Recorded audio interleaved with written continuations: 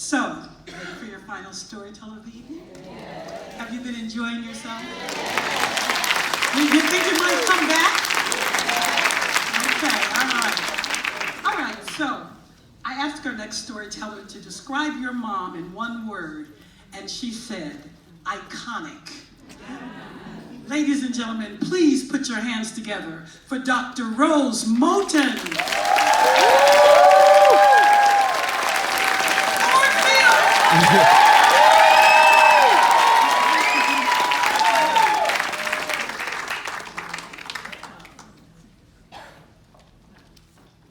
July 13th, 2013. I'm sitting in the pew at the front of the church at my mom's memorial service, listening to people share stories about her. And what's the darkest day of my life is being mocked by this sunlight, this bright sunlight coming through the stained glass windows. My cousin Shanaz gets up and shares how my mom saved the day when she made her prom dress. And I nod. She made most of our clothes when we were growing up. She even made my prom dress and my first wedding dress.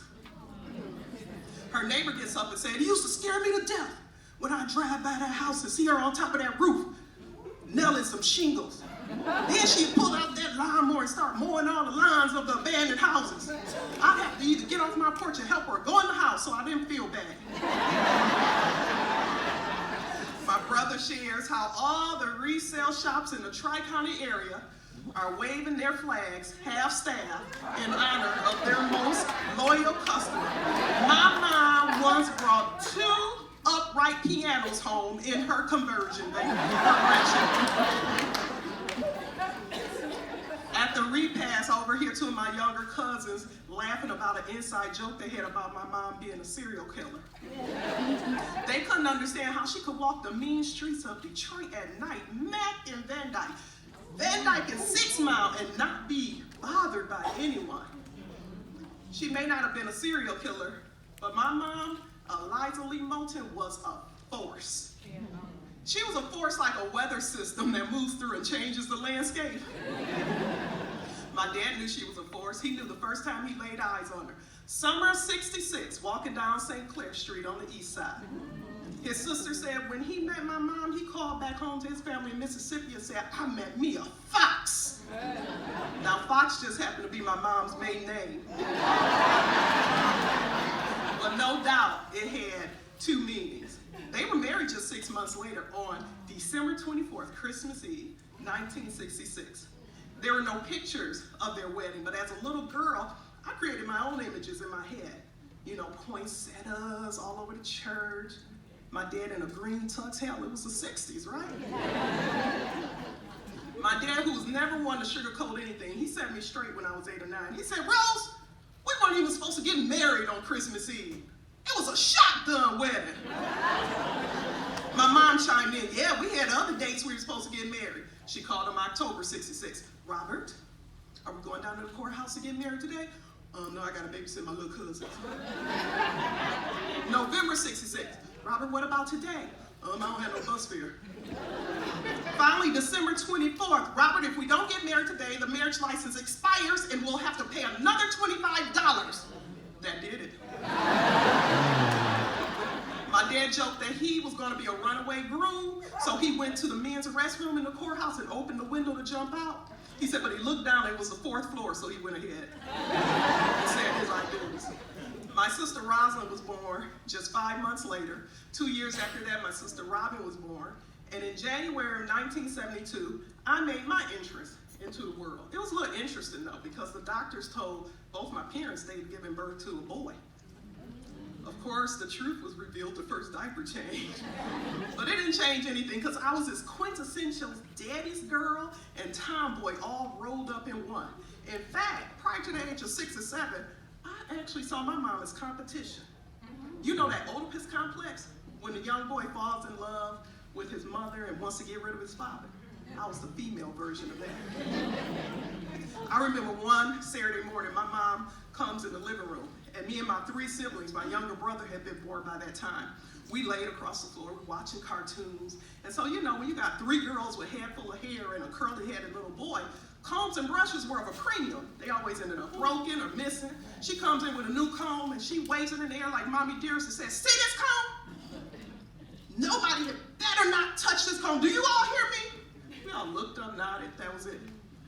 Later on that day, I went rambling, and I found a comb just like it, except half its teeth were missing. And I thought to myself, I'm about to get my mama in trouble.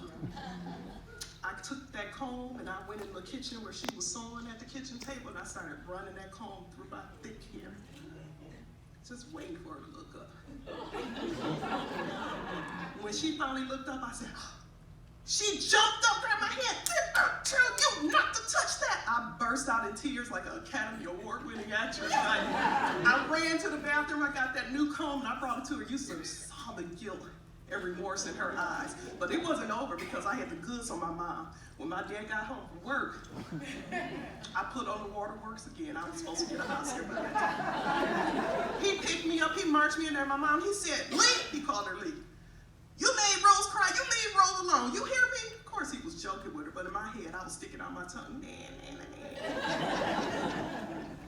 I don't think I saw my mom for the force that she was until at the age of 12, and my father, who was just 36 at the time, had a massive stroke. He wasn't able to walk, he had dementia, he didn't even remember who we were for the most part. My mom, who was a full-time, and she worked full-time, she became a full-time caregiver too. Of course, us kids helped when we could, but this had become her life. Daily bathing, diaper changes, feedings, doctor's appointment. My older sister by this time had just gone off to college. And it was just like, this was her life, in the prime of her life. And I had the nerve 4 years later to ask her or go to her and tell her, I want to be an exchange student for the summer in Spain. And she made it happen. 2 years after that, when it was time for me to go to college, I received acceptances in both academic scholarships from University of Michigan and Eastern Michigan University. But I never even told my mom about the U of M because I knew she would try to come up with that $7,000 gap that the scholarship did not cover. It was at Eastern Michigan University, my second semester of my sophomore year, that I found out I was pregnant. Now people lined up, you might as well hang up that degree, girl, it's over. But my mom never did. She never questioned that. She did want me to get married right away though. I didn't want to get married. So I came up with a plan. I said, Mom, if I get married now, I won't have any health insurance. I said, I'm still under you and Dad's health insurance. And when the baby's born, the baby will be under you guys' health insurance. That was enough to buy me some time. I promised her that I would get married once I graduated college. The due date was December 24th of 1992. It was perfect because the last day of finals was December 16th, 1992. So it meant I didn't have to take an incomplete. I could finish that semester, go back in January, and all is well. So December 16th, 1992, I woke up in labor. I had a choice to make. I could go to the hospital, or I could drive 45 minutes to Ypsilanti, Michigan, and take those 4 finals. Now, I've been doing some, I've been reading up on pregnancy, and so I knew I had a few hours to work with. I took that drive. I took those 3 finals, nobody was none the wiser. I took little breaks when the contractions would hit. But the 4th final was scheduled for the afternoon. It was like a 2-3 hour gap. And I was like, I don't know if I can do it, but I can't take an incomplete. I walked across that campus till I found that professor in his office. When I walked in, he knew I was in labor. He could tell. His eyes were so big, he thought he was gonna have to birth a baby. He knocked every book off his desk trying to find a Scantron and a pencil. And he said, just put your name on it and leave, just get out. You passed the class.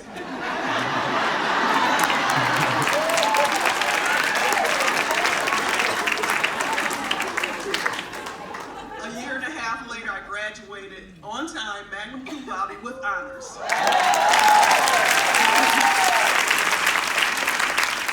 The following year, 1995, I fulfilled my promise and I got married.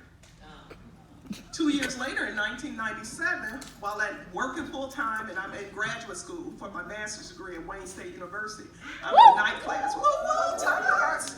I'm in night class, and it was July 1997. In night class at Wayne State that I went into labor with my second child. I was a pro at this now, though. I finished that class. I went home.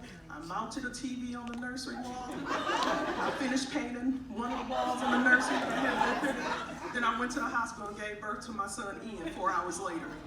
4 years later, I was walking across the stage to get my PhD in clinical psychology. 4 months pregnant. Needless to say, my kids are smart. It was around this time that my siblings and I staged an intervention for my mom. She was 55 at this time, and this was like 17 years now of caregiving. And mom was tired, we could tell. You know, we needed to do, she needed to get some help. She was still refusing help. We had brochures, we had research assisted living places. She listened to us, she placated us, and then she put us out of her house and didn't talk to us for 3 weeks. That was our cue to back off. Our hands were tied with that. So 2 months after that, I'm 6 months pregnant. I'm on my way to teach as an adjunct professor at one of the local colleges. And I get a call from my mom, and she asked for something she'd never asked for before. She asked for help. She said she had been having trouble seeing. She's had a headache all night, up all night vomiting. I did 80 all the way to her house. By the time me and my siblings, we got her to the hospital, and later some doctors confirmed she had a stroke. She was in ICU for over a week. It was horrible, you know? Fortunately, she did recover. She lost a lot of her peripheral vision, and now she has seizure disorder. But she still refused any help for my dad. 3 months after that, I gave birth to my third child, Gabrielle Rose. And 5 months after that, in August of 2002, my father died unexpectedly during a botched routine hospital procedure. He was 55 at the time. 3 months after that, you know, I have 3 children at home, under the age of 10. I'm building my practice. I'm studying for state boards. I'm working full time. I'm coming home cooking dinner every single night. And at this time, 3 months later, 1 week before the planned vasectomy, I find out I'm pregnant again. Jordan Rose, I couldn't even come up with a middle name. I was tired. They had the same middle name, Gabby Rose and Jordan Rose. Jordan Rose was born. I did the work. They're gonna be named after me. Jordan Rose was born August 2003. And it was around this time I started seeing my mom in a different light. All that strength and repression of her emotions that she's shown for almost 20 years of caregiving was being replaced by the vulnerability that grief oftentimes brings. And seeing her vulnerable for the first time actually allowed me and gave me permission to be vulnerable. And, you know, because I was like my mom. I was this superwoman doing it all. And I started to get real about my needs. Like, I needed more. That put a strain on my marriage. And eventually the decision was made to divorce. My mom was not happy with that. Who divorces with 4 young kids? You don't do that. I told her, I said, Mom, you know, we both got married out of obligation. Not to negate the love that was there. We were both superheroes, just at different times. My mom eventually came around and became one of my biggest supporters. In fact, when there was some, you know, things got a little ugly during the divorce and there was some threats made on me, my mom called and let them people know, if one hair on my daughter's head is harmed, there's no place in this world you'll be able to go that I won't find you. She said, and I quote, you can climb back in your mama's womb and I'm gonna crawl up in there and pull you out.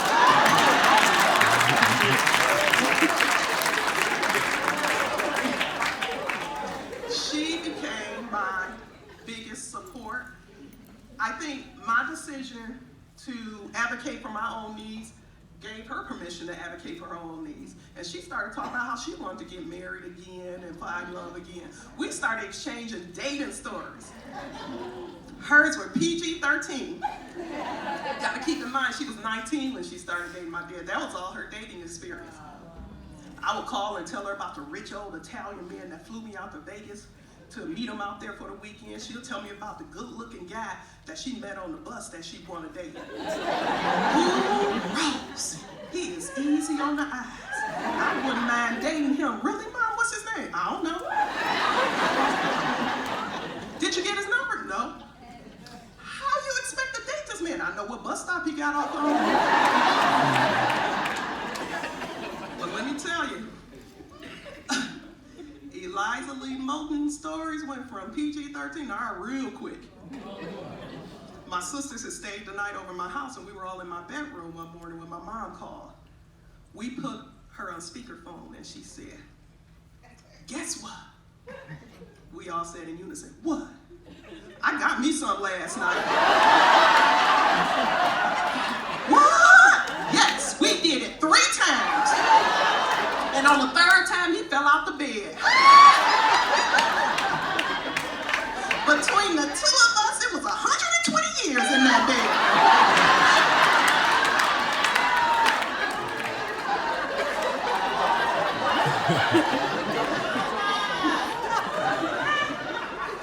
In addition to wanting to find love, Mom had this fixation of wanting to strike it rich. And there's hundreds of stories about that. But the one that stands out is she had been reselling and found this artwork that she was convinced was an original art piece of the French artist Toulouse-Lautrec.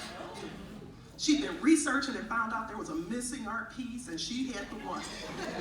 She even researched, and found out the guy who did the Antiques Roadshow, the appraiser guy, he was going to be in the Metropolitan Detroit area. She called him and set up an appointment for appraisal. She asked if I would take her. I agreed. Always, a lot of us got pulled into a lie. Pulled up to her house. I pulled up in that driveway. When that woman came out the house, I nearly lost it. She was dressed like a French tourist. She had a white and black striped shirt like the mimes wear, ascot tied around her neck, red beret, and the little form-fitting black pants. I had to keep it together for that 35-minute ride to the appraiser. She get the picture in there. The appraiser, he takes it, he looks it over. I can feel her beaming in the back because she like, this is it. This is my big day. He looks, he says, "Nice copy. It's worth about $60. You should." This man who was an expert on the ride certainly didn't know what he was talking about. And to add insult to injury, he told her the price of the appraisal. "That'll be $120. Now, keep in mind, she didn't bring any money with her because she was leaving there with $1 million check, right? She grabbed her picture in all her Parisian glory, marched out of that place, but before she walked that door, she looked over her shoulder and told me, "Rose, pay the man." I paid the man. Eliza Lee Moten left a legacy. She left a legacy of commitment when she took care of her sick husband for nearly 20 years, sent 4 kids to college, took care of grandkids, took care of her community.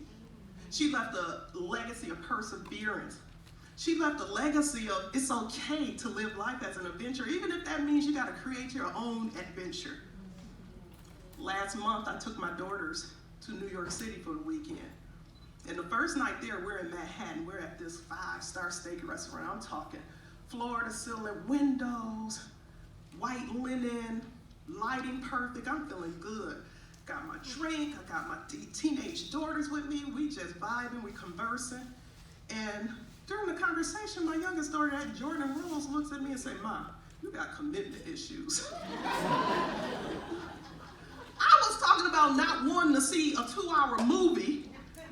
But this 15-year-old daughter of a psychologist, soothsaying behind, decides to take it to a whole nother level to read me. And it kind of threw me aback, had me unpacking some stuff that weekend. It wasn't just clothes.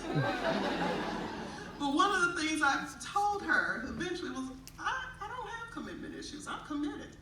I'm committed to you all the children. I committed to sending 2 sons through college who graduated on time, 1 a semester early. I'm committed to just being behind whatever desires, goals, and dreams that you guys have. I'm committed to that. Even when life didn't deal me the cards that I wanted it to deal me, even through all the heartbreak and heartache and disappointment, my commitment towards them never wavered. I told her I'm committed to my happiness. As my mom's memorial service is wrapping up, Tamala Mann's, the song Take Me to the King is on. And I stand up and the family were getting ready to walk out, and a thought hits me that had never hit me before. I say, oh my God, one day my children are going to feel this pain of losing me. But 6 years later, I can tell you that sunlight that mocked me on the day of my memorial service, I now look forward to, and now illuminates my path. And that unbearable pain I felt on that day is now replaced with amazing pride in the woman I was able to call mom.